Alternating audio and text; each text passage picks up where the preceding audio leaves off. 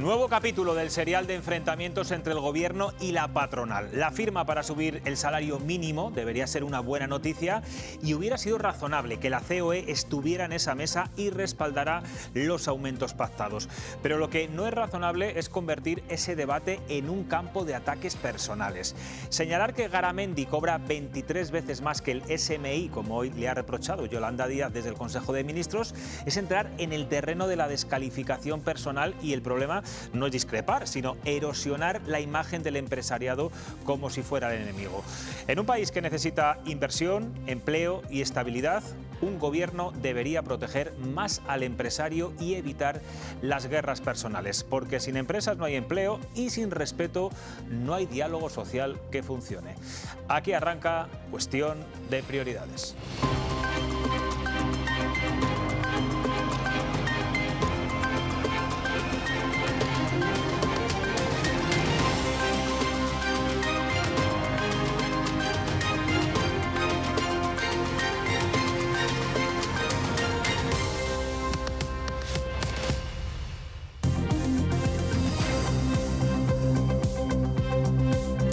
¿Qué tal están? Buenas noches. El Partido Popular poco a poco va asumiendo que con Vox hay que entenderse y tender puentes. Ya lo están haciendo de forma más turbulenta y tensa en Extremadura y más discreta y sin tantos titulares en el caso de Aragón. El 15 de marzo veremos cómo queda el reparto de fuerzas en las elecciones de Castilla y León. Alfonso Fernández Mañueco insiste en que es mejor un gobierno en solitario, pero a la vez advierte de que escuchará a los ciudadanos si le piden diálogo o acuerdos parlamentarios o incluso de gobierno en nuestra comunidad. La clave será la diferencia de escaños entre PP y Vox en estos comicios. Hoy el candidato popular ha presentado algunas novedades de su programa electoral en Madrid, arropado por Alberto Núñez Feijóo, y allí ha anunciado una nueva medida para el medio rural. Laura Zambranos, buenas noches. Buenas noches, José Luis. Pues Alfonso Fernández Mañueco ha anticipado algunas de las propuestas si sale elegido en las urnas. Anuncia beneficios fiscales para el 97% de los municipios, aquellos que sean más pequeños y se encuentren en el medio rural. Habla de impuestos cero para estas zonas que se aplicarán a la compra de la primera vivienda, a la apertura de un negocio o a la transmisión de una explotación agraria. Creemos que es una medida contundente para revitalizar la vida en el mundo rural de nuestra comunidad autónoma, para generar más actividad económica y para que en los pueblos se vaya a vivir más gente, especialmente los jóvenes, y fijar población. Es un presidente que quiere volver a serlo, y serlo con más apoyo porque quiere servir mejor a su tierra, que se ha desgastado cuando ha tocado y que tiene un balance notable en el gobierno. Y es un líder que no llega a la Junta a aprender. Mañueco insiste en que lo ideal es un gobierno en solitario, pero se compromete a escuchar la voluntad de los ciudadanos y dice que si ellos así lo quieren, tocará dialogar. Los ciudadanos de Castilla y León son, desde luego, quienes tienen la voz suprema el 15 de marzo. Si las personas de Castilla y León deciden que hay que dialogar, dialogaremos. Siempre alejado del ruido y buscando el diálogo, el entendimiento y los puentes, que no puente. A ese último juego de palabras en referencia al ministro Óscar Puente ha respondido el candidato del PSOE a la presidencia, Carlos Martínez. Dice que Mañueco lo único que busca es desviar la atención porque no tiene un proyecto que defender. Cuando no tienes el modelo en la comunidad, no tienes un proyecto claro para esta comunidad, es mejor siempre estar, ¿no?, intentando desviar la atención a otra serie de cuestiones, ¿no? Tiene un problema con el Partido Socialista de Castilla y León, tiene un problema con Carlos Martínez, tiene un problema también con Óscar Puente.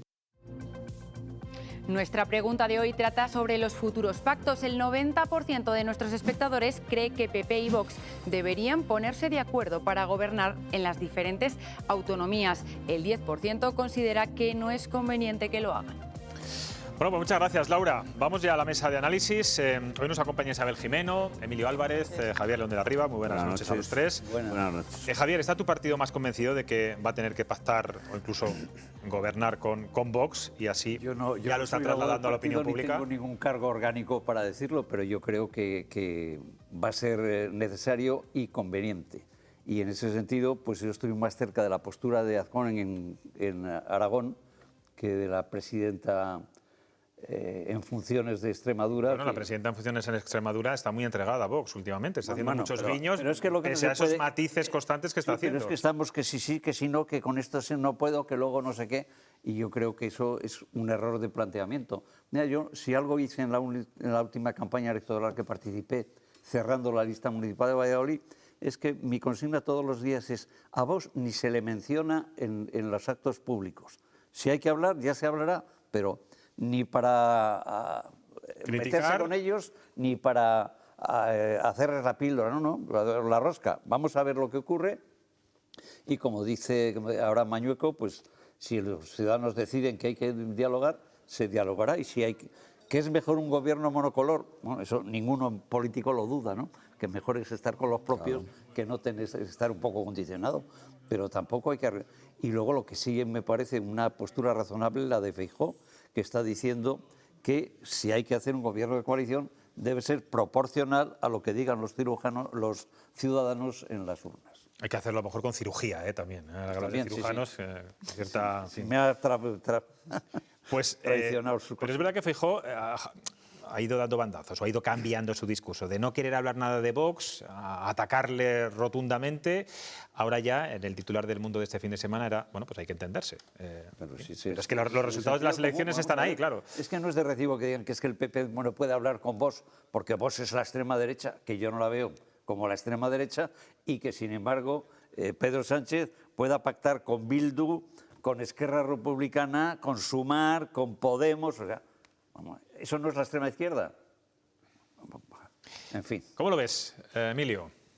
Bueno, yo creo que a mí me gustaría que el Partido Popular no tuviera que llegar a acuerdos con Vox, pero lo cierto es que, bueno, me gustaría más que mi candidato fuera es que el eso que te iba a ganase, decir, claro. estabas dando por hecho ya que el PP va a ganar, ¿eh? Cuidado, cuidado, que te buscas enemigos en tu partido, ¿eh? No, estaba dando por hecho que iba a ganar Carlos, y por eso decía, me gustaría que no tuviera esa posibilidad. Pero yo creo que más o menos las tendencias están bastante claras, y a mí me parece que van a acabar, que tienen que entenderse. Porque yo lo veo normal. Yo sí creo que son extrema derecha, pero coincido con Javier que es normal que pacte el Partido Popular con Vox, porque bueno, pues han sido compañeros hasta no hace mucho tiempo. En muchos planteamientos son similares. Tú no eres partidario, como muchas veces ha hecho tu partido, incluso el propio Óscar Puente, si no recuerdo más, Luis Tudanca, de ofrecer un pacto para que gobierne la lista más votada, ellos le dan esa abstención en la investidura, y así no tiene que entrar Vox. A nivel nacional eso, ¿eh? Yo creo que es que lo de la lista más votada llega un momento en que puede quedar muy... Bueno, el candidato del Partido Socialista lo ha dicho, Carlos Martínez, ha dicho que él se comprometería a dejar que la lista más votada sea la que gobierne. Pero yo creo que, aparte de las declaraciones estas que pueden quedar muy bien, pero la realidad no es esa, porque al final pactas con gente que es más afín ideológicamente a lo que tú haces. Y yo creo que la Constitución precisamente contempla esa posibilidad. Pero fíjate, a mí lo que me preocupa de todas estas negociaciones que están haciendo ahora, espero que en Castilla y León no pase lo mismo, pero en el caso de Extremadura yo veo que Vox está muy envalentonado, que no sé, yo creo que a Guardiola la está dejando en ridículo completamente, haciéndola. Bueno, yo creo que la está poniendo nerviosa, parece que tiene el control Vox sobre ella no ha sabido gestionar ese nerviosismo y precisamente, bueno, pues ha dicho esas cosas que ha dicho, del feminismo, de tal, ha tenido que matizar, rectificarse, lo cual, bueno, ayer Carmen Funes, desde la dirección de Génova, cosa muy poco habitual, le dijo, no lo dijo así claramente, pero para que los espectadores se enteren, cállese señora Guardiola, no dé tantos titulares y vamos a ser discretos, porque esto no nos está beneficiando en nada. Sí, claro. Efectivamente. Para que pues a mí me preocupa mucho la fuerza que creo que de la que Vox está haciendo alarde, porque cuando Feijóo ha planteado que ellos sean el partido más votado y que entonces ellos ponen las condiciones, Abascal le ha dicho no, de eso nada, las condiciones las ponemos nosotros, con toda la chulería del mundo. Y me da la impresión de que al final el Partido Popular va a tener que asumir cantidad de postulados de Vox, y creo que eso es un retroceso democrático para todos. Vamos a, habrá que, si vas en coalición, no puedes decir que tu programa es 100%. No, a todo no, ni el del otro. Sí, pero, Javier, pero si Vox impone los puntos fundamentales que llevan ellos ideológicamente, no me negarás que el retroceso democrático que tenemos es enorme. Pues eso, y mira cómo el PSOE se ha podemizado, ¿verdad?, para poder estar Pedro Sánchez en la Moncloa, ¿eh? No, pero no está gobernando. No está podemizado. No está gobernando con Podemos, ¿eh? Bueno. Con Sumar, que antes estuvo con Podemos, que no podía ni dormir. O sea que vamos a dejar el tema. Bueno, Isabel, vamos a hablar mucho de pactos a lo largo de esta campaña, está claro. Es el titular que buscamos, saber con quién se puede pactar, con quién no, esas líneas rojas, esos cordones sanitarios que parece que están desapareciendo. Quiero que hablemos de la propuesta que ha hecho hoy Alfonso Fernández Mañueco, impuestos ceros en el medio rural. Mañana, por cierto, presenta el programa electoral el candidato del PP. Lo que sí que está claro es que parece, al menos a priori, de momento, que el PP aquí quiere hablar de gestión, de Castilla y León, de los problemas de aquí, y no parece que quiera dejarse imbuir del tema nacional y de los problemas nacionales ni de los escándalos nacionales que quizá otros partidos sí que están intentando traer a nuestra comunidad. Hombre, sí, evidentemente lo que quiere hacer es eso. Otra cosa es por dónde vayan los derroteros. Y si en el fondo, o ya se verá, pero todo apunta a la luz de las últimas elecciones, ya no solo de las encuestas, que Vox está al alza y que vas a tener que pactar, si ganas y no tienes mayoría, vas a tener que pactar con Vox, pues al final la contienda se va a derivar a lo nacional, porque Vox solo tiene un discurso nacional en el que es Santiago Abascal el que decide de arriba a abajo. Eso es Manu Militari, de arriba para abajo. Y en todas las comunidades dicen que piden lo mismo. Otra cosa, hablando de los pactos, que quería decir es que no sé si Vox está tan por la labor de entrar en los gobiernos, porque ellos sacan el rédito de estar en esa oposición. Se envalentonan de estar ahí, de yo propongo, pero cuando tú tengas que demostrar que esa gestión, ya no solo la ideología, sino la gestión, porque de ideología también puedes vivir, pero tienes que vivir de la gestión. Aquí no duraron ni 2 años. Bueno, ya están exigiendo puestos, o sea, que decir, sí, no bueno, sé si hombre, evidentemente, no, pero evidentemente lo están pidiendo. De inicio tienes que ir a ello, pero no sé yo si tienen tantas ganas, porque al final el desgaste, y ellos lo sabrán más que han estado en la política en primera fila, el desgaste te viene de estar en el gobierno, no te viene tanto de estar en la oposición. Pero, como bien decías, se fueron a los 2 años, pero fue una decisión que no se tomó en Valladolid. No, ya digo que es nacional. Decías tú antes, que Madrid manda y todos firmes. Ese es el final del discurso va a ser nacional, que lo hablamos por el otro día también, me parece. Yo creo que Vox no va a querer entrar con compromisos de gobierno en ninguna comunidad hasta que no pasen las elecciones generales, porque yo creo que su objetivo es ese. Bueno, lo que está claro que tanto en Extremadura como en Aragón no vamos a saber nada de la evolución de esos acuerdos hasta que no se celebren las elecciones de Castilla y León el 15 de marzo. Y veremos a ver si no esperan hasta las de junio en Andalucía, que podría ser también bueno, pues una opción. Vamos a cambiar de asunto. Hoy los reyes de España han homenajeado en un acto solemne los 47 años de vigencia de la Carta Magna de 1978, de nuestra Constitución, que es la más longeva. Se ha celebrado en el Congreso de los Diputados con parlamentarios constituyentes, padres de la Constitución, expresidentes y responsables de todos los partidos, a excepción de los socios nacionalistas e independentistas de Pedro Sánchez. Pero de entre todas las imágenes que hemos visto, que han sido muchas, la que nos ha dejado este acto institucional, nos vamos a quedar con una, que es, vamos a decirlo así, la que más morbo político ha generado. Laura, dura nada, unos segundos, pero ríos de tinta están cayendo en todos los medios de comunicación sobre lo que nos vas a contar.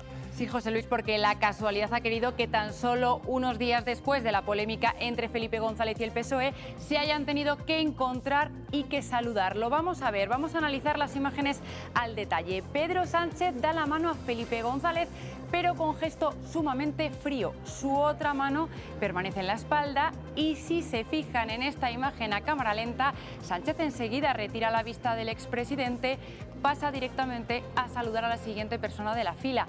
Aún así, hoy Felipe González no cerraba la puerta a cualquier llamada institucional. Yo siempre estoy disponible institucionalmente, siempre. Votaré PSOE y tacharé de la lista de mi provincia a aquellos que voten a favor de la financiación singular de Cataluña. Bueno, me hace gracia el señor Ibarra, si tacha nombres de la papeleta, ya sabe que el voto será nulo. No se pueden poner rayones, ni dibujitos, ni nada. Tiene que ir la papeleta limpia, tal cual, al sobre y después a la urna. Bueno, ayer les contábamos la supuesta desviación fiscal de Borja Cabezón, amigo íntimo de Pedro Sánchez y secretario adjunto de organización del PSOE. Hoy la cúpula del partido y el gobierno no ven un problema en esa supuesta ingeniería fiscal para defraudar a Hacienda y además lo defiende precisamente la ministra del ramo. Ya hemos escuchado en el pasado decir a María Jesús Montero que pone la mano en el fuego. Esta vez no lo ha dicho explícitamente, pero ha salido así en defensa de Borja Cabezón. Esta persona ni está investigada, ni que sepamos tiene ningún tipo de imputación, no tiene ningún tipo de cuenta pendiente con la Administración de Justicia. Saben ustedes que hay empresas que se dedican al asesoramiento fiscal y al asesoramiento financiero y que, por tanto, en el ejercicio de su actividad privada, durante un periodo de hace más de 10 años, pues esta persona al parecer tenía relación con algunas empresas. Borja Cabezón es mi amigo desde que tenía 17 años, él y Gonzalo Miró. Yo nunca dejo tirado a alguien que es mi amigo, nunca. Yo no tengo ni idea de esa parte de su vida. Bueno, pues hablando de empresas, hacía tiempo que gobierno y empresarios no se enfrentaban públicamente. Había una paz social que ayer se rompió tras los ataques de Pedro Sánchez a la COE por no sumarse a la firma de la subida del salario mínimo. Pero esta guerra ha ido hoy a más, tras arremeter Yolanda Díaz contra el presidente de los empresarios por el sueldo que cobra. Sí, es que vamos a recordar qué dijo ayer Pedro Sánchez, pero también el ataque directo que ha lanzado hoy la vicepresidenta del Gobierno, que le recrimina a Garamendi cobrar hasta 23 veces el salario mínimo. Se mira hacia otro lado cuando se registran estos beneficios multimillonarios. Y yo hoy le pido a la patronal que también cumpla su parte, que paguen más, que se sienten con los sindicatos en las mesas de negociación colectiva y que vayamos a un aumento generalizado de los sueldos. El señor Garamendi, presidente de la patronal, gana 23 veces el salario mínimo interprofesional. Le pido prudencia y responsabilidad. La respuesta de Garamendi también ha sido contundente. Lo considera populista e insiste en que este no es el debate. Volvemos al populismo, es decir, en España los salarios estarán donde tengan que estar en función de la responsabilidad de la gente, es la que es. Yo represento a la gran empresa, por cierto, parece que solo hay 35 empresas en España, porque hablan del IBEX, pero en España hay más de 2 millones de empresas, que son los pequeñitos, son los autónomos, son los bares, los pequeños comercios, familiares, etcétera. Y yo represento a todos. Y yo represento a todos. Podría estar ganando una parte u otra, pero ese no es el debate. Ese debate de la ministra es puro populismo, porque también ella vive en un ministerio, ¿no? O vive en otro lado. Es decir, yo no voy a entrar ahí. Me parece un absurdo y es más, es el sistema fácil para intentar destruir a las personas, que es lo que a veces se utiliza y yo creo que es, insisto, un auténtico error. Hemos visto molesto muchas veces a Garamendi con la ministra Yolanda Díaz, pero creo que es la vez que más enfadado se le ve visiblemente en la cara. Bueno, volvemos al Congreso, porque allí se ha tumbado hoy una propuesta de Vox para prohibir el burka y el niqab en todos los espacios públicos. Una iniciativa apoyada por el PP, pero que ha propiciado que Junts lance la suya propia para conseguir el mismo fin. En definitiva, la derecha apoya prohibir el velo islámico y la izquierda no. Sí, hoy se ha escenificado no solo en la votación del Congreso, sino también previamente en los pasillos. Choque político por este tema, con posiciones muy enfrentadas entre los partidos. Hoy se ha rechazado la prohibición en espacios públicos, aunque son varios los grupos los que han transmitido su intención de abrir un debate serio sobre la utilización del burka. Es una propuesta que está aprobada en países nada sospechosos de ser fascistas, como Francia, como Austria, como Países Bajos, como Dinamarca, y no se ha vulnerado ninguna constitución en Europa. Por lo tanto, tendrán que explicar por qué defienden que haya mujeres borradas e invisibilizadas. Me parece que es un señalamiento a una cultura que quiere convivir en nuestro país. Estoy radicalmente en contra, es confundir un debate constitucional, porque ese sí que tiene una trascendencia constitucional, con un debate racista, que es lo que pretende Vox. Algunos no tienen la capacidad de votar una iniciativa de Vox con la que está de acuerdo la inmensa mayoría de los españoles. Junts, que decía estar de acuerdo, pero que va a votar en contra de ellos solo porque lo propone Vox. Ni burka ni Vox. La ley de Vox no pasa ni un solo filtro europeo, por lo tanto no se podría aplicar. Sí, la ley de Junts de aquí a poco más de un mes podrá debatirse en el Congreso, aprobarse y aplicarse. Isabel, ¿qué te parece que se prohíba el burka en los espacios públicos? ¿Crees que tiene tintes racistas, xenófobos, como decía la ministra, las dos ministras, la de Igualdad y la de Ciencia? A mí me parece un error derivarlo todo a la cuestión política y verlo todo desde un enfrentamiento político. Creo que habría que ir mucho más al fondo a lo que supone que una mujer tenga que ir con ese burka que la invisibiliza. Al menos eso es lo que yo pienso igual es desde mi cultura occidental española, que para mí supone que estar invisibilizada y sometida. Y no me supone una libertad, por mucho que la ministra Morant haya hablado de culturas. Sí. No sé si para mí eso supone una cultura, por lo menos admirar esa cultura no la veo. Como mujer no me pondría nunca un burka y es que eso es el problema, que todo sea un enfrentamiento político, porque Junts no lo ha votado porque era de Vox, no porque no estuviese de acuerdo en el fondo de la cuestión. Hay muy pocas diferencias entre la iniciativa de Vox y la iniciativa de Junts. En el fondo de la cuestión. Que les pasen la competencia a ellos.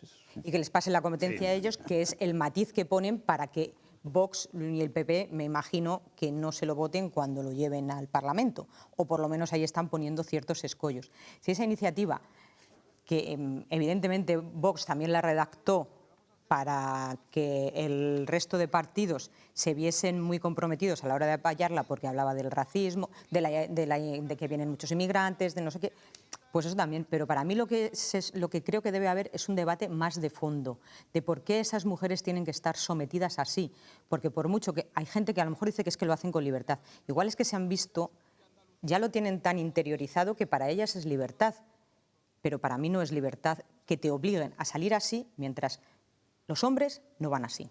Y si no lo haces, te pegan. Pues sí. Eso es lo de menos. Pues sí, claro. Le pueden lapidar, sí, en algunos países. Incluso Emilio, por lucir el pelo, peinarte de otra manera. Y eso me parece, es que no me parece una... O sea, que lo califique de cultura... Pero Emilio, por ejemplo, a mí una cosa que me sorprende es que, y lo hablaba hoy con la redacción, proteger a la mujer, el movimiento feminista, todo esto, digamos que tu partido lo ha defendido a capa y espada siempre. Claro, es como el mundo al revés, como que la derecha está defendiendo que se siga manteniendo el burka en España y la izquierda no. Sí, y tampoco pero hay un plan B. ¿Cuál es la alternativa que da el Partido Socialista o la izquierda a todo esto? A mí no me gusta que vayan con burka. La cárcel de tela que llaman algunos. Sí, evidentemente. Pero lo cierto es que yo estoy de acuerdo con lo que ha dicho la ministra de Igualdad. Esto da pie para un debate constitucional, pero no para un debate racista, como en principio parece que iba a ser esto. Ya de entrada es que choca un poco que sea Vox, que no ha votado ni una sola de las medidas en favor de la mujer, quien plantea ahora esto diciendo que es en favor de la mujer. A mí me parece que es un debate, es una propuesta racista disfrazada de feminista. Pero yendo a lo fundamental de la cuestión, ¿cómo legalmente puedes prohibir que una mujer vaya vistiendo como quiere? Ahora te lo explico yo, no te preocupes. No, hay países que lo han prohibido de nuestro entorno yo os voy a contar un ejemplo. Javier León de la Riva prohibió ir en bañador, ¿no? Y en bikini por el centro de Valladolid. ¿No prohibiste tú eso? No. ¿Ah, no? No.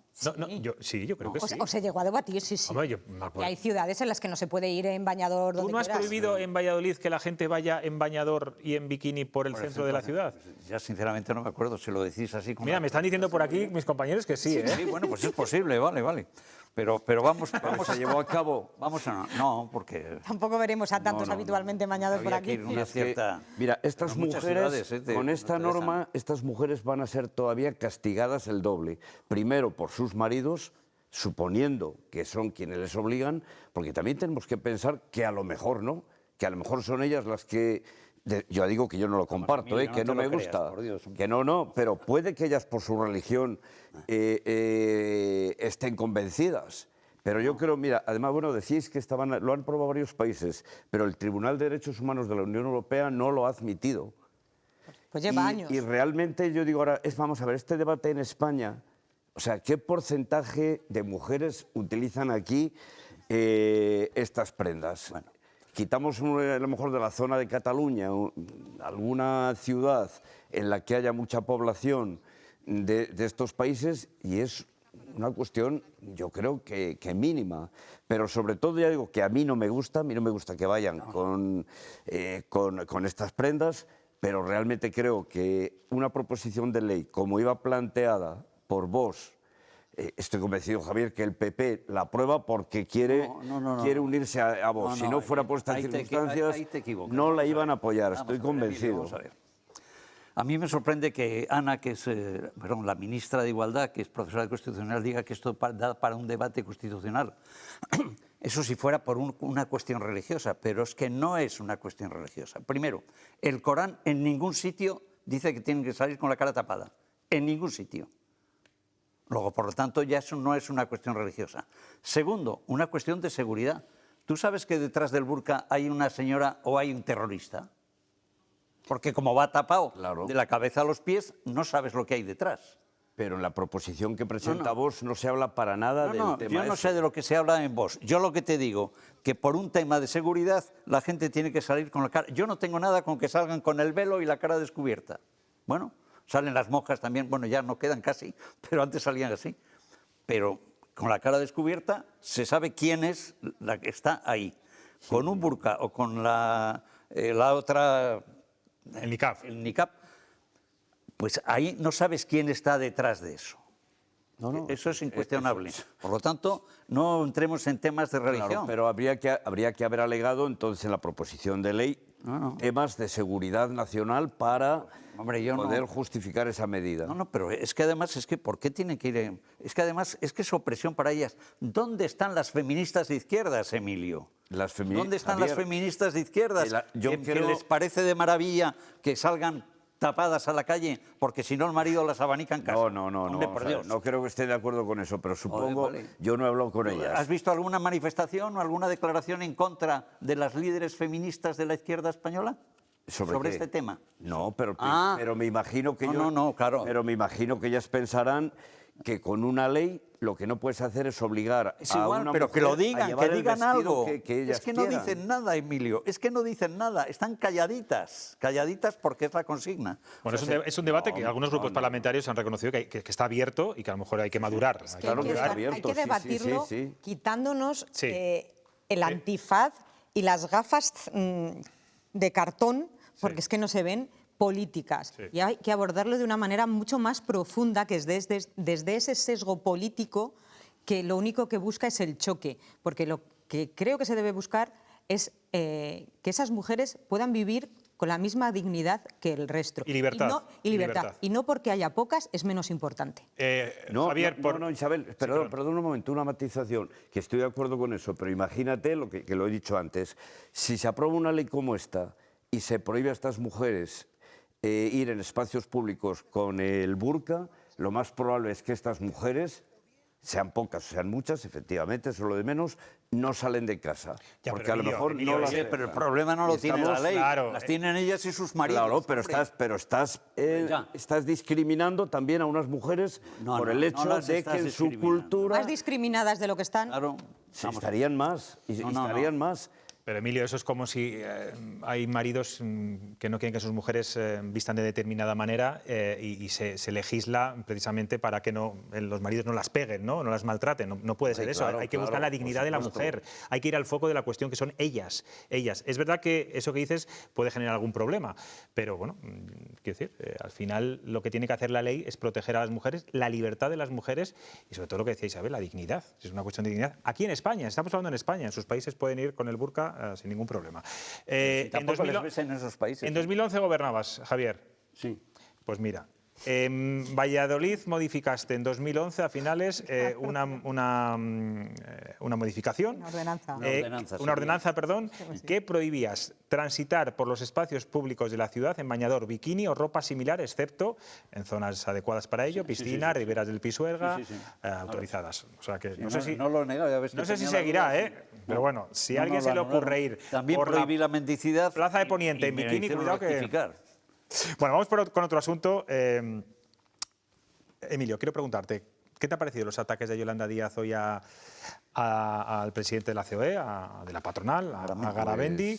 Hay que entrar en estas cuestiones más personales. Me parecen innecesarios y yo diría inoportunos. No lo veo. Yo creo que el debate no se puede plantear en esos términos personales. A lo mejor se le ha ocurrido el hacer mención a lo que él gana, pues sí, ya sabemos todos que Garamendi gana más que 23 veces. Otra vez creo que la oí decir que eran 25. Se ve que... Es que no anda bien de números. Pero no me parece que ese sea el debate. Me parece mucho más interesante, por ejemplo, haber contrastado la opinión de Garamendi o del presidente de ATA con el presidente de la otra asociación de autónomos, que dice que él está de acuerdo totalmente en que subir el salario... ¿Se llama esa la otra? No sé, no la creo, ni mucho menos. La UTA ni mucho menos. Este dice que está de acuerdo con esta subida porque para él es importantísimo dignificar el salario de los trabajadores que tienen, puesto que les fidelizan con la empresa y trabajarán mucho más a gusto. Bueno, pues ahí él se puede entrar en ese debate. Hay unos que opinan que no se puede. De todas formas, es que la subida del salario es competencia del gobierno. O sea, que hubiera sido mejor hacerlo con el diálogo social, por supuesto.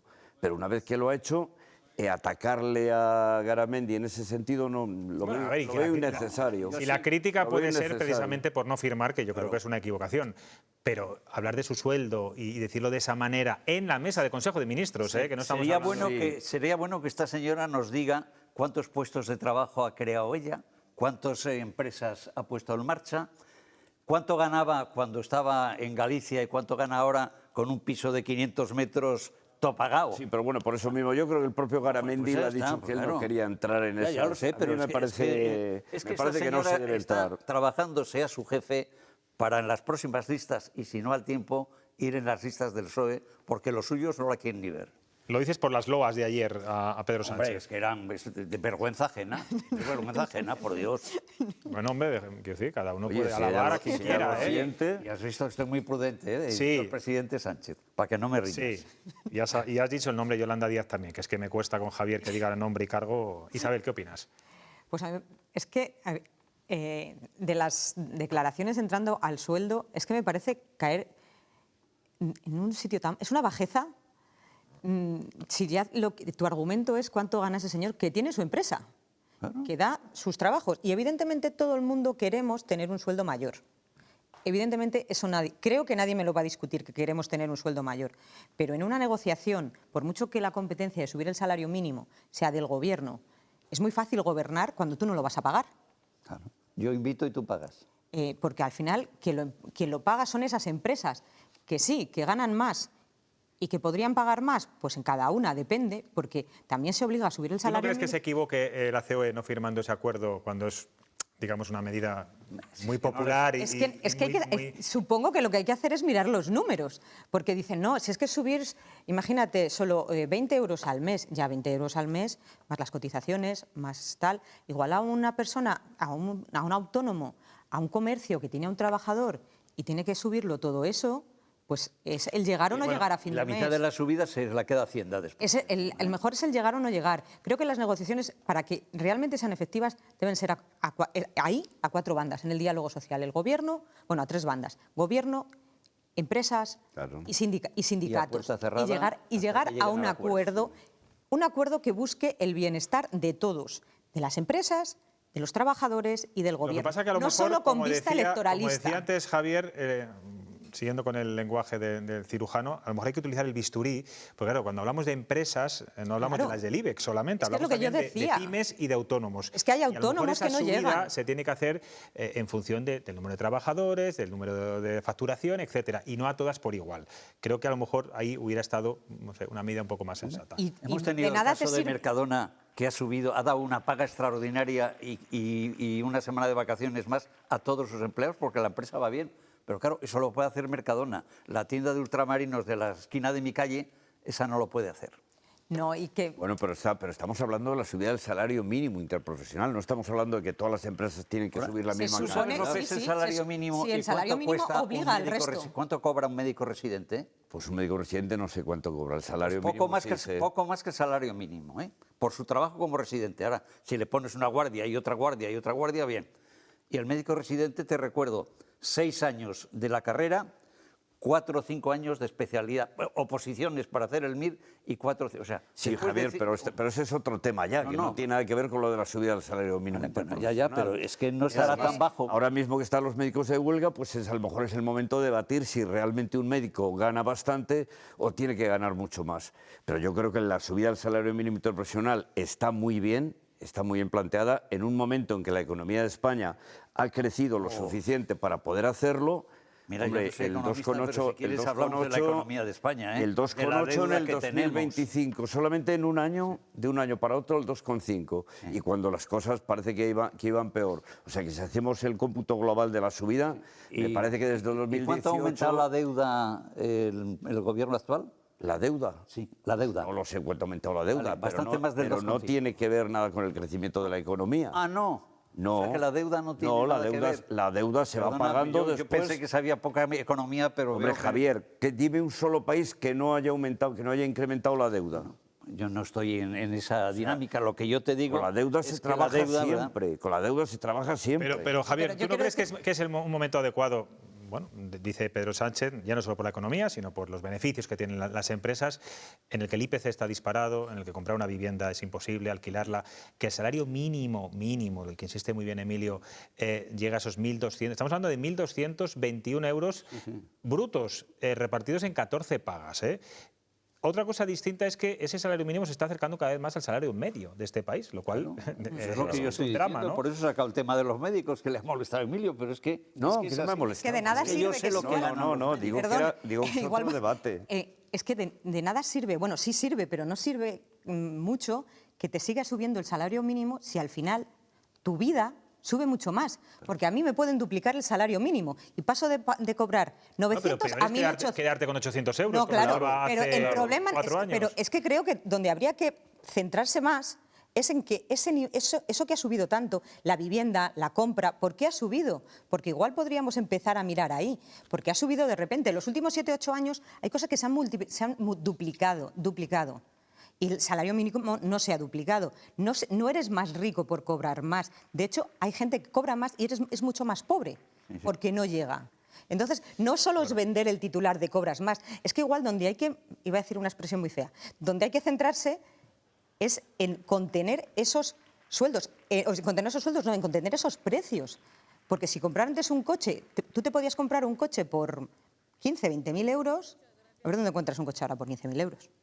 Pero hay que hacer las dos cosas, Isabel. Sí, claro. Intentar contenerlo. Yo estoy de acuerdo que hay que intentar contener los precios. Pero solo estamos hablando del salario mínimo. Subir el salario mínimo. Sí, claro. Bueno, lo que está pero claro... luego en el IRPF, ¿verdad? Pero no con estas formas. No corregimos la inflación, con lo cual le estamos subiendo el sueldo al Ministerio de Hacienda. Bueno, lo que está claro es que Yolanda Díaz y Antonio Garamendi a día de hoy no se entienden absolutamente en nada. Y precisamente con esas pullas que le mete la vicepresidenta, peor todavía. Y eso hace mucho, quiero decir, al final el feeling personal, bueno, pues no ayuda.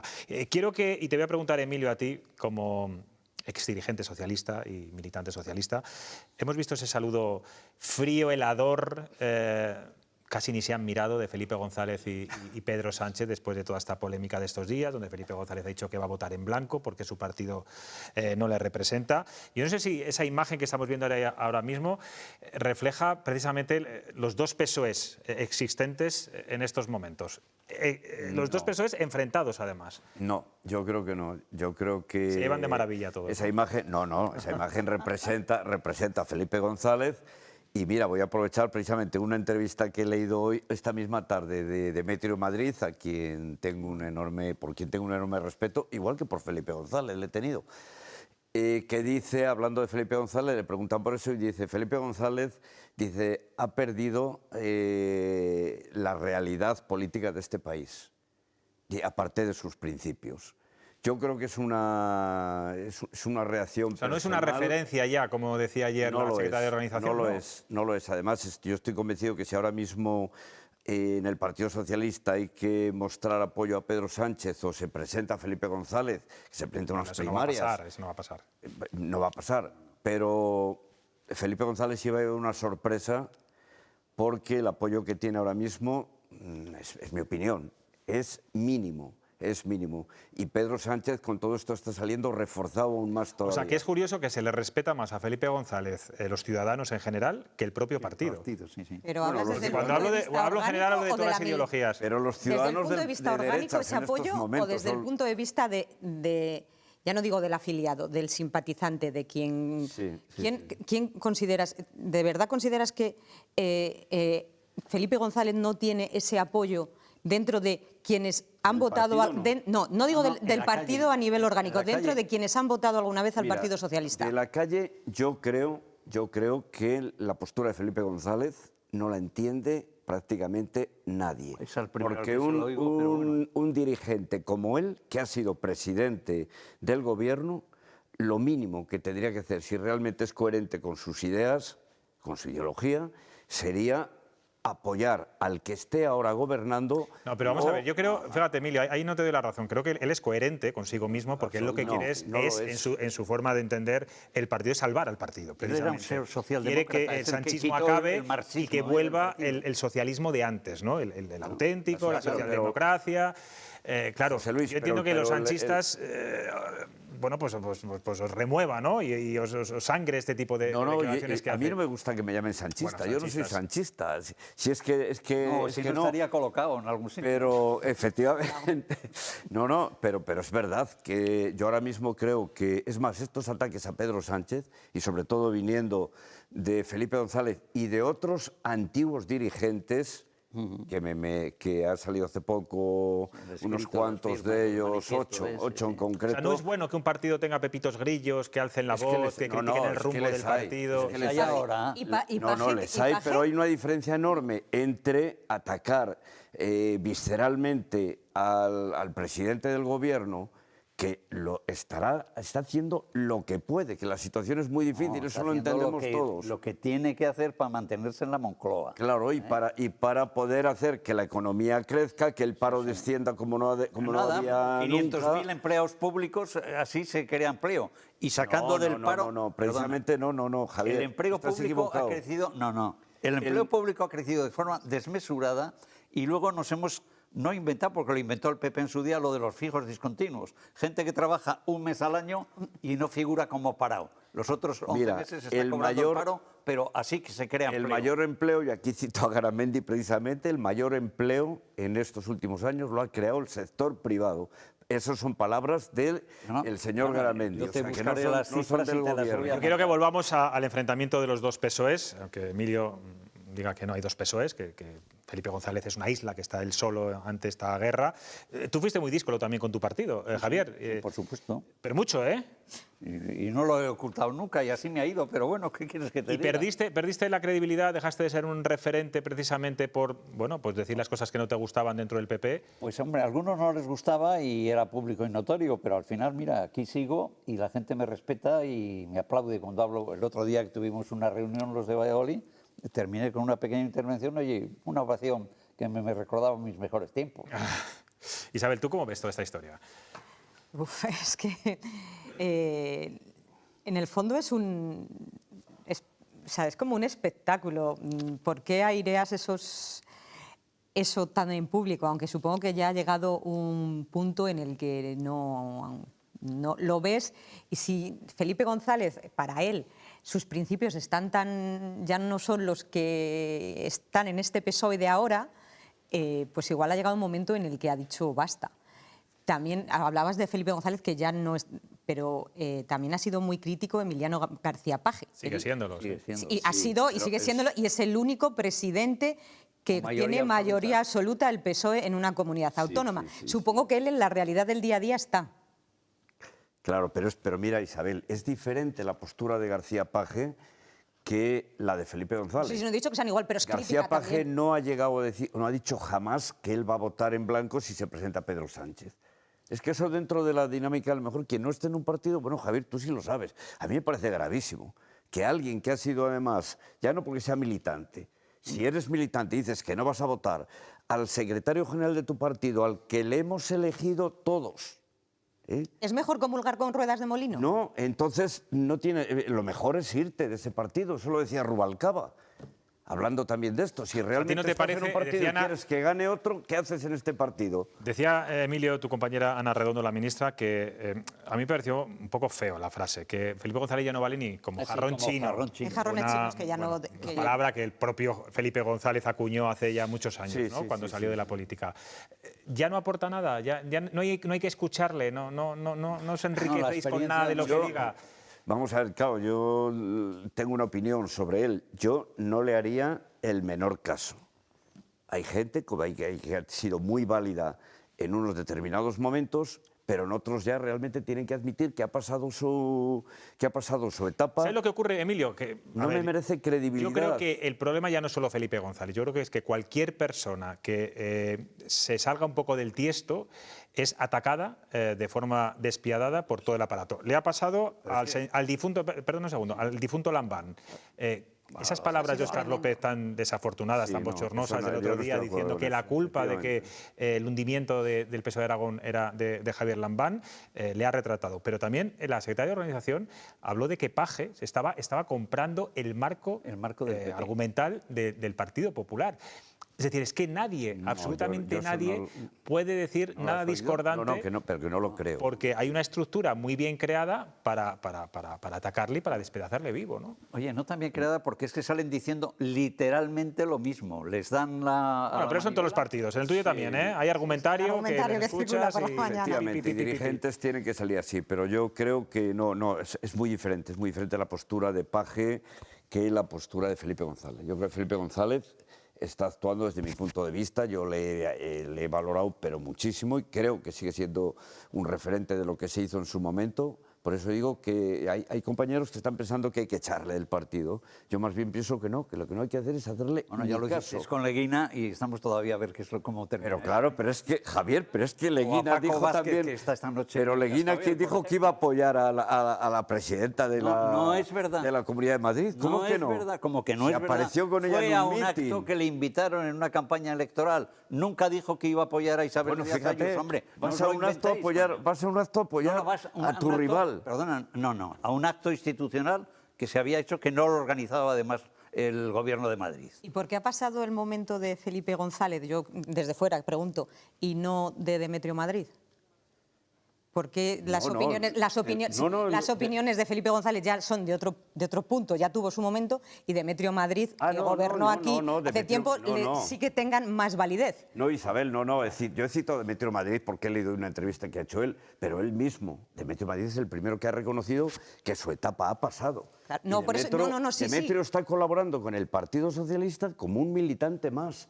Acude a los actos a los que se le invita. Bueno, hay una clave también que Felipe González habló, lo comentaba ayer Ana Cabanillas en el programa que hicimos ayer en Madrid. Felipe González habló hace 5 días. ¿Qué ocurrió? Que 2 días después fue la gran metedura de pata de Óscar López, que hizo el Partido Socialista. Vamos a intentar tapar esta historia y vamos a meternos con Felipe González para intentar eclipsar pues todo este desastre que ha hecho Óscar López, que no había nadie que lo pudiera entender y que la propia Pilar Alegría salió casi a desmentirle. Bueno, son estrategias de partido, cada uno utiliza las que quiere. En cualquier caso, Felipe González yo creo que va a seguir haciendo ruido. Veremos a ver. Estoy seguro. Bueno, nos vamos a ir a publicidad. A la vuelta no se pierdan una entrevista con Carla Delgado. Ella es la hermana de Sergio Delgado, que murió por un golpe, un puñetazo en Burgos hace 2 años, y el juez esta misma tarde, la Audiencia Provincial de Burgos, ha dictaminado que 4 años de cárcel, pero de momento sigue en libertad. La familia, como se pueden imaginar, está muy enfadada y enseguida vamos a charlar con ella.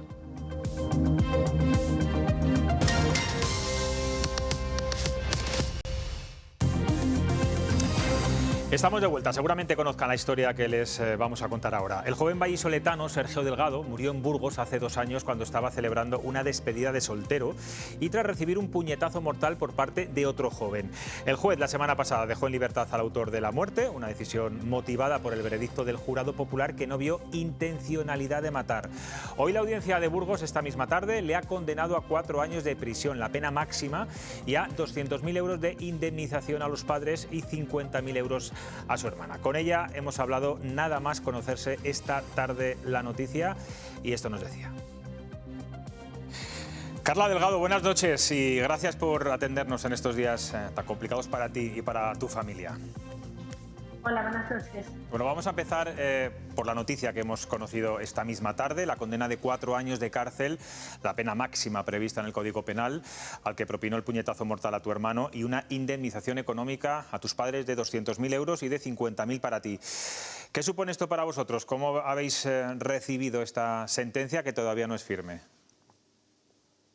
Pues es como otra vez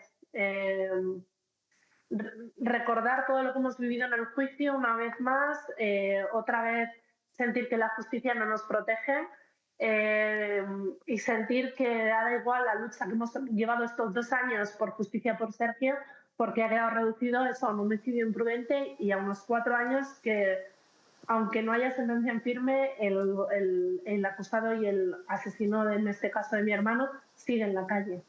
Yo no sé si os ha dicho tu abogado, el abogado de la familia, si el autor del puñetazo entrará en la cárcel esos 2 años que le restan, porque bueno, ya cumplió casi 2, no llegó en preventiva, o va a seguir en libertad. Pues creo que, bueno, si hay algún abogado me podrá corregir, que tiene que estar en libertad hasta que haya una sentencia en firme. Entonces es como un poco contradictorio, porque por pelear por la justicia para mi hermano que se merece, va a alargar el tiempo que está ese asesino en la calle y en libertad, cosa que Sergio no va a tener nunca. Carla, ¿mantenéis el recurso para impedir precisamente que siga en libertad? Está todo en la mesa, o sea, me refiero, acataremos todas las vías que podamos para recurrir este resultado y pelear por justicia. Como decías antes, homicidio imprudente, dice el jurado popular, vosotros habláis de asesinato. No vamos a entrar en términos jurídicos que quizá no nos correspondan, pero Carla, ¿cuál es vuestra versión de los hechos? Que no puede ser imprudente. O sea, que un puñetazo de ese calibre, con esa violencia, con esa agresividad, no es algo que se hace sin querer o sin tener constancia de que puede haber un resultado mortal por parte de la víctima a la que agredes de la nada.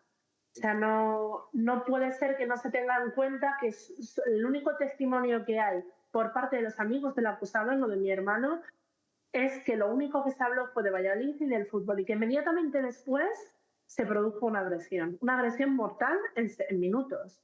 Entonces entendemos que eso tiene que tener una sentencia en consecuencia de esos actos violentos y esa intencionalidad. Yo no sé si, bueno, por lo que ibais escuchando en el juicio, luego hablaremos del juicio, de cómo ha sido, ¿os imaginabais que esto iba a pasar? E incluso esa puesta en libertad de la semana pasada que tanto daño os ha hecho.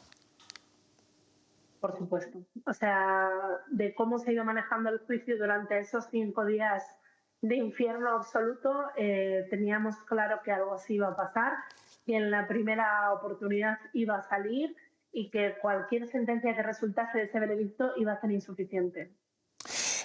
Tú has dicho en una entrevista, Carla, que estáis sobreviviendo día a día, para coger fuerzas y seguir peleando por Sergio. Escribía tu padre una carta al autor del crimen que titulaba Respuesta a un asesino, era el titular de esa carta, y arrancaba diciendo que no hay palabras de perdón que puedan aliviar la muerte de mi hijo. Nada de lo que escribas puede devolverlo ni borrar lo que ocurrió, y que un solo golpe acabó con su vida y con una parte irreparable de la nuestra, se refiere a toda vuestra familia.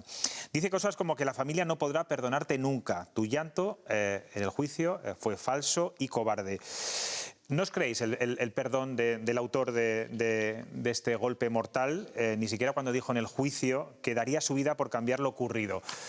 ¿Por qué no os lo creéis? Es que a la vez que dice esa frase, intenta restarse años de prisión e intenta ser menos responsable del acto que llevó a cabo esta noche. Por lo tanto, se contradice a sí mismo. Desde el primer día estuvo llorando a la vez que estaba mintiendo. Entonces, claro que no me lo creo. Y por muy real que fuese, tendríamos que... O sea, no puedes perdonar un asesinato. O sea, es que es inviable para mi familia. O sea, Sergio no va a volver. Y Sergio tiene que estar bajo tierra por una decisión que tomó él conscientemente. El juicio, bueno... Un juicio en general siempre es algo tortuoso y difícil para la familia porque es recordar lo que pasó y además conocer detalles de cómo murió tu hermano aquella fatídica noche. Nos podemos imaginar cómo han sido esas sesiones para ti y para tus padres. Pero es que el juez tampoco os lo ha puesto nada fácil porque no os ha permitido ni llorar. Cuéntanos, ¿por qué estáis tan molestos con el magistrado? Porque estamos preparados, creo que lo he dicho en alguna entrevista, para sufrir a costa del análisis forense, de imágenes, de vídeos, incluso del propio asesino, de tener que escucharle las tonterías que escuchamos, del abogado de la defensa, de todo eso, como que intentas ser consciente de que te va a tocar vivirlo. Lo que no estábamos preparados es para esa actitud de cero empatía, cero respeto hacia nosotros, donde se entendía que el acusado podía llorar, pero no que la madre de la víctima, la hermana o el padre o el primo, ¿no? Entonces, ver que no podía hablar la policía libremente, que es un testigo que tiene que gozar de una veracidad diferente al resto de testigos, una protección hacia los testigos del acusado que no entendemos, es muy duro, ¿sabes? Porque no te lo esperas y porque sientes que te tienes que defender siendo tú la acusación. Carla, testigos presenciales dijeron que el golpe mortal que sufrió tu hermano aquella noche en Burgos fue por haber dicho simplemente que era de Valladolid. El jurado dice que eso no se ha podido probar. Tú has dicho también que os habéis sentido muy apoyados por los burgaleses, lo cual yo creo que también nos reconforta, ¿no? Para evitar, bueno, pues esas guerras provinciales y esas historias absurdas, ¿no? Que no sé si puede conducir a una muerte o no. En fin, el jurado dice que no está aprobado, el juez también lo dice así. Pero ¿cómo os habéis sentido? Porque, claro, tus padres han tenido que ir a la Audiencia Provincial de Burgos, que me imagino que tampoco habrá sido fácil para ellos. No, o sea, todo lo que es viajar al sitio donde murió mi hermano, por encima no ser de allí, ser de otra ciudad, es tremendamente doloroso y duro de afrontar. Lo que pasa que lo que me has comentado del jurado es como muy contradictorio que acepten que, por ejemplo, el acusado iba con los efectos del alcohol debido a los testimonios de los testigos y del propio acusado, y eso lo tomen como veraz y probado, pero no vean probado que el único motivo que había para esa agresión por parte del acusado, también dicho por los propios testigos, amigos del acusado, no lo vean probado por esos testimonios. No tiene sentido, o sea, es contradictorio. Entonces, pues te sientes que no entiendes nada, es como que la justicia es irreal y matar es gratis en este mundo. O sea, no es muy difícil de salir adelante día tras día sabiendo eso. La justicia es irreal, dices. ¿Pero seguís teniendo fe en la justicia? Quiero pensar que para algo está pues eso, el poder recurrir, el poder elevarlo al TSJ, para que cuando hay algunas actuaciones que no son correctas se puedan remediar. Espero, deseo y mi esperanza está ahí en que en algún momento a Sergio le llegue la justicia que no le ha llegado desde el 24 de febrero de 2024. El hecho de que, bueno, se le imponga la pena máxima del Código Penal de esos 4 años, no sé si de alguna forma, dentro del contexto y de la situación en la que estáis, os reconforta algo o no. Yo creo que es al contrario. Es como, vale, estás poniendo la máxima pena, no sé si por presión social o mediática, pero me da igual, o porque te has reparado en el error que has tenido en el juicio, pero es que me da igual, sigue siendo vergonzosa. O sea, vergonzosa a nivel, o sea, que no tengo palabras para describirlo. Algo que se toma como imprudente, que es un puñetazo con esa agresividad, para mí es vergonzoso. Estamos viendo ahí imágenes tuyas con tus padres abrazándote, abrazando los tres. Yo imagino, Carla, que ahora mismo eres el único o lo único a lo que se puede agarrar tus padres. ¿De dónde sacas la fuerza para defender la figura de tu hermano y a la vez impedir que tus padres se derrumben? Pues que yo y mi hija Daya somos su razón de sonreír y de coger aire, y la fuerza la saco porque Sergio se merece que la saque. Entre él y yo cuidábamos de la mejor manera que podíamos de mis padres, como somos una familia muy unida, y se lo debo a él. Y se lo debo a mi hija, que tenga a sus abuelos lo más sanos posibles, tanto física como emocionalmente, y que su madre tiene que estar ahí fuerte para ella y demostrarla que no va a estar en un mundo donde por lo menos su madre permita la injusticia. Fíjate, has dicho en algunas entrevistas que he leído que desde aquel día te sientes más insegura en ambientes de fiesta, te pones tensa en las multitudes. ¿Te ha cambiado tu forma de comportarte? ¿Te has hecho más miedosa? Y más protectora. si lo quieres decir así. Pero por supuesto que afecta, y no solo a mí, a todos los amigos de mi hermano que solían salir con él, que solían pasar tiempo con él. Algo te hace clic en el cerebro o cualquier llamada inesperada de mis padres o no ponernos en contacto los unos con los otros, es ese temor a que haya pasado algo tan grave que para mí era impensable en mi familia. Entonces me ha cambiado de por vida. Yo no he vuelto a salir en una zona de fiesta, es verdad que también he sido madre, pero aún así me pongo muy tensa en multitudes o en entornos de fútbol. Me da miedo que alguien reaccione así porque entiendo que Sergio no se lo veía venir y lo han matado por eso, entonces por nada. Entonces es algo que es inconsciente, me imagino será un trastorno debido a esta situación tan terrible que estamos viviendo y no sé si algún día volveré a ser la misma, pero yo me veo en fotos anteriores y no me reconozco, es que mi sonrisa no es la misma. Ojalá recuperes esa sonrisa y no nos conocemos, pero que en fin, todos estos miedos entiendo que es cuestión de tiempo, como todo. Imagino también, Carla, que os ha ayudado el apoyo social, los minutos de silencio deportivos, tu hermano formaba parte además de la organización del Mutua Madrid Open, el apoyo incluso de Rafa Nadal y tantas muestras de cariño también en Valladolid, en su tierra. Todo ayuda, o sea, te sostiene, digamos, que no te sientes sola, entiendes que hay gente que es empática, que entiende tu dolor, aunque es muy difícil ponerte en la situación hasta que no tienes una pérdida tan violenta como esta, pero sientes que la magia de Sergio sigue estando aunque él no esté. Entonces, de la Mutua no puedo decir nada más que maravillas, han desvivido por nosotros y por acompañarnos, y cada persona que se ha cruzado con mi hermano ha tenido el detalle de darnos un abrazo, acercarse tanto a Madrid como a Valladolid o aquí en Bilbao. Yo siento un cariño enorme y eso te ayuda a decir, no estoy sola, me están ayudando, hay más gente que ve lo que yo veo y esa justicia social sí que la estamos recibiendo y lo agradezco con todo el corazón del mundo. Por último, Carla, ¿cuál es el siguiente paso? Una vez que se ha publicado esta sentencia, que, insisto, no es firme, estos 4 años, ¿vais a recurrir al Tribunal Superior de Justicia?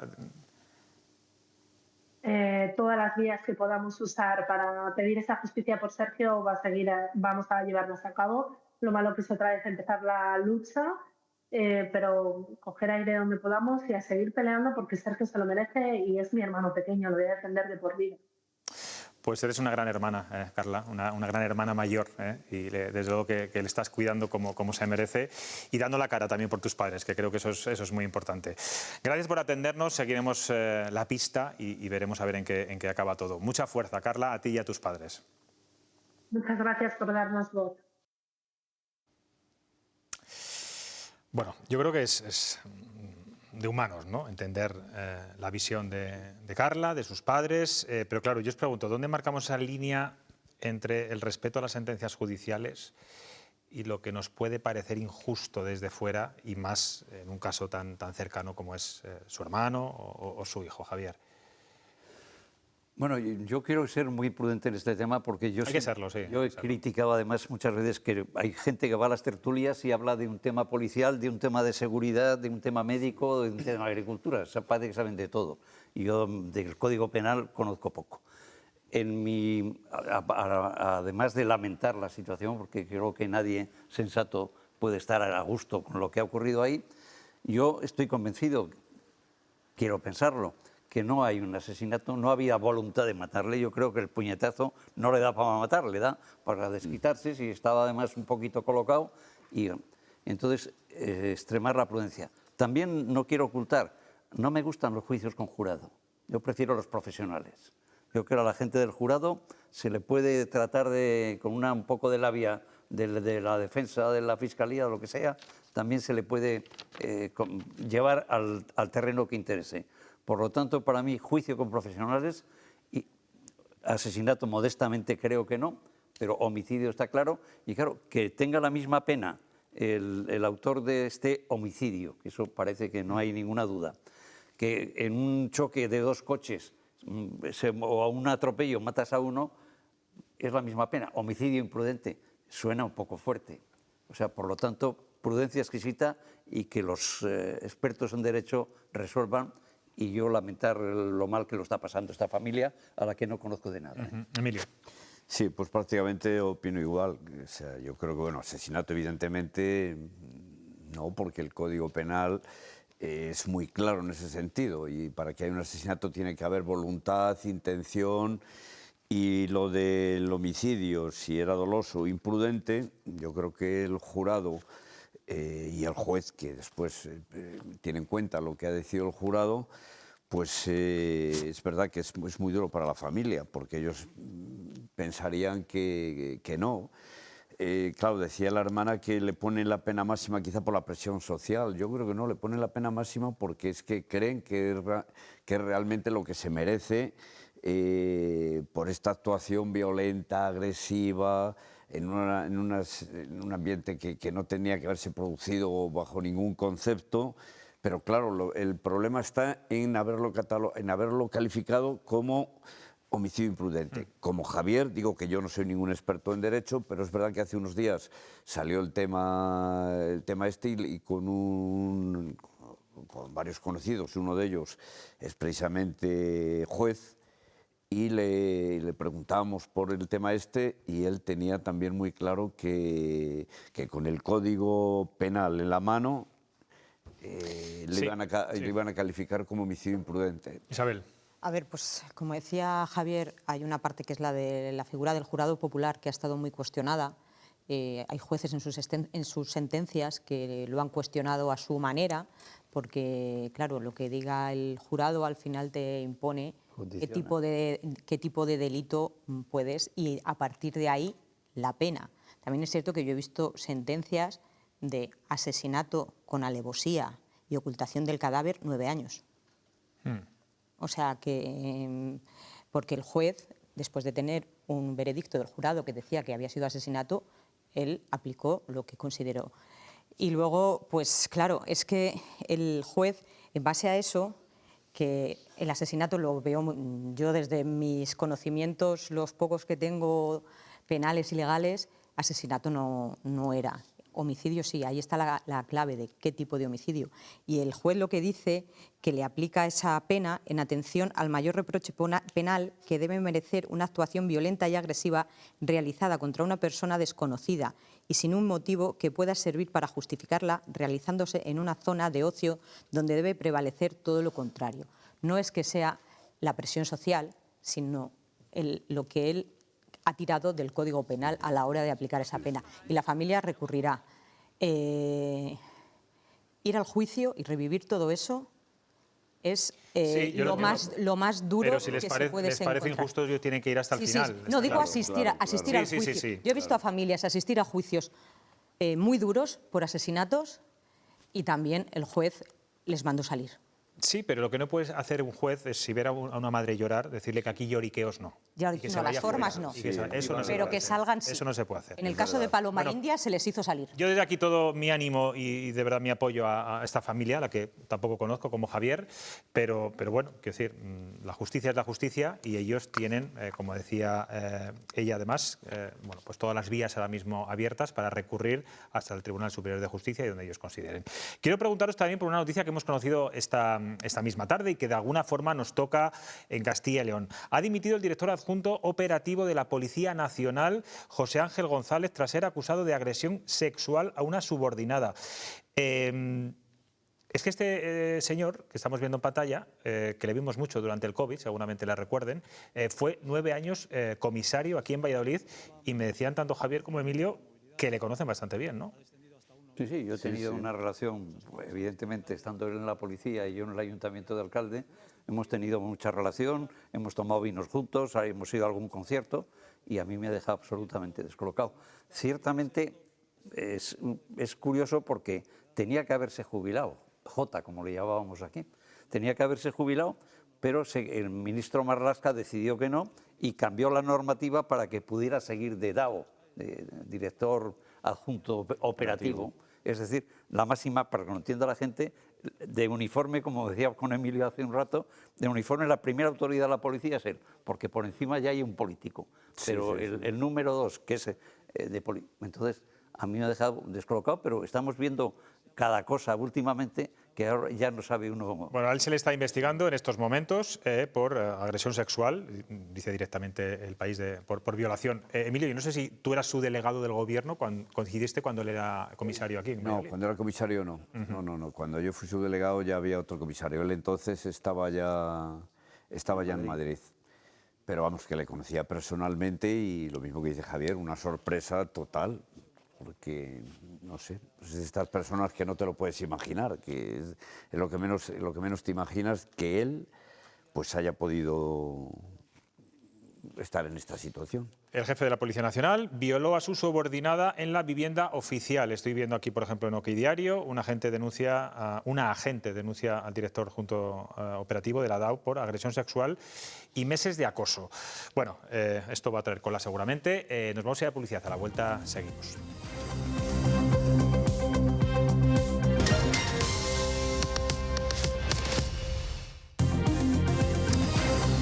Nuestro dibujante Chema Nieto se fija hoy en un símbolo de la minería que, bueno, como muchos otros han ido destruyendo poco a poco estos años, sobre todo en las provincias, como se pueden imaginar, de León y Palencia. Vamos a ver de qué se trata.